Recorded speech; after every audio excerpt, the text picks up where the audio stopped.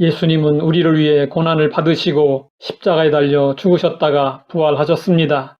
예수님의 고난은 우리를 대신한 고난입니다. 그렇다면 우리의 고난은 끝나야 합니다. 그런데 우리는 여전히 고난을 당하고 있습니다. 더구나 바울은 고난을 자처했습니다. 내가 이제 너희를 위하여 받는 괴로움을 기뻐하고 그리스도의 남은 고난을 그의 몸된 교회를 위하여 내 육체에 채우노라. 도대체 무슨 뜻으로 이런 말을 하는 것일까요? 그리스도께서 우리의 구원을 위해 받으신 고난이 부족하고 완전하지 못해서 남은 고난이 있다는 것일까요? 그래서 그 남은 고난을 받겠다는 것일까요? 바울의 말은 전혀 그런 뜻이 아닙니다. 바울의 말을 오해하지 말아야 합니다. 예수님이 받으신 고난과 우리가 받는 고난은 분명한 차이가 있습니다. 예수님이 받으신 고난은 인류의 죄를 대신한 대속적 고난이었습니다. 예수님은 십자가에 달려 죽으시고 부활하심으로 영원한 구원의 근원이 되셨습니다. 반면에 우리가 받는 고난은 사명을 감당하기 위해 받게 되는 고난입니다. 바울은 복음을 전하다가 고난을 당했습니다. 바울이 말한 그리스도의 남은 고난은 교회가 복음을 전하다가 받게 되는 고난을 의미합니다. 그러면 교회가 받는 고난이 그리스도의 남은 고난인 이유는 무엇일까요? 교회는 곧 그리스도의 몸이기 때문입니다. 그렇기 때문에 예수님은 바울이 교회를 박해할 때 말씀하셨습니다. 내가 어찌하여 나를 박해하느냐? 골로새서는 바울이 로마 옥중에 있을 때 기록되었습니다. 바울은 그리스도의 남은 고난을 자신의 육체에 채우고 있었습니다. 바울은 고난을 피할 수 있었지만 의도적으로 고난을 선택했습니다. 바울은 그리스도의 남은 고난에 동참하는 것을 기쁘게 여겼습니다.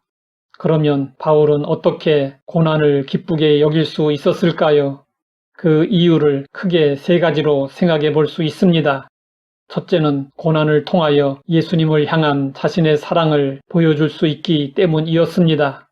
둘째는 하나님에게 진 빚을 갚을 수는 없지만 감사하는 마음이라도 표현하고 싶었기 때문이었습니다.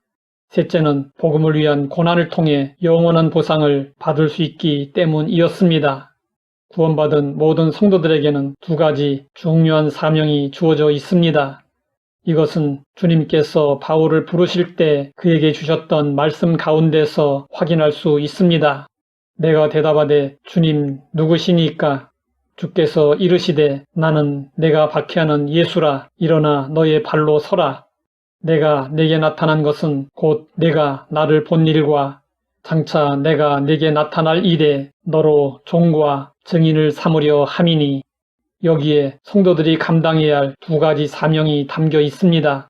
하나는 종이고 또 하나는 증인입니다. 종은 하나님의 교회를 섬기는 자를 말하고 증인은 불신자를 위한 복음 전도자를 말합니다. 성도들의 사명은 안으로는 교회를 섬기고 밖으로는 세상에 복음을 전파하는 것입니다. 성도들은 예수님으로 말미암아 율법과 죄의 종에서 벗어났습니다. 성도는 은혜와 진리로 자유인이 되었습니다. 하지만 그리스도의 몸인 교회를 위하여 사랑으로 종로로 돼야 합니다. 그리고 세상을 향하여 문 영혼들이 구원을 얻도록 힘써 복음을 전해야 합니다. 교회가 해야 할 일들이 많습니다. 그 많은 일들 중에 가장 중요한 일은 복음을 전하는 일입니다. 이 일에 가장 큰 비중을 두어야 합니다. 바울은 자신의 뜻에 의해서가 아니라 하나님의 뜻과 섭리 가운데 종이 되고 증인이 되어 충성했습니다. 바울은 세상을 떠날 때가 다가왔을 때 이렇게 고백했습니다. 나는 선한 싸움을 싸우고 나의 달려갈 길을 마치고 믿음을 지켰으니 이제 후로는 나를 위하여 의의 면류관이 예비되었으므로 주 곧 의로우신 재판장이 그날에 내게 주실 것이며 내게만 아니라 주의 나타나심을 사모하는 모든 자에게도니라. 바울은 충성을 다하다가 의의 면류관을 바라보며 순교했습니다. 바울은 사명을 감당하기 위해서 싸우고 달리고 지켰습니다. 바울의 승리의 고백이 우리의 고백이 되어야 합니다. 하나님 아버지, 우리에게 주어진 사명을 알고 행하게 하시니 감사합니다. 교회 안에서 받은 직분대로 충성을 다하고 복음 전도에 최선을 다하게 하옵소서. 예수님의 이름으로 기도드립니다.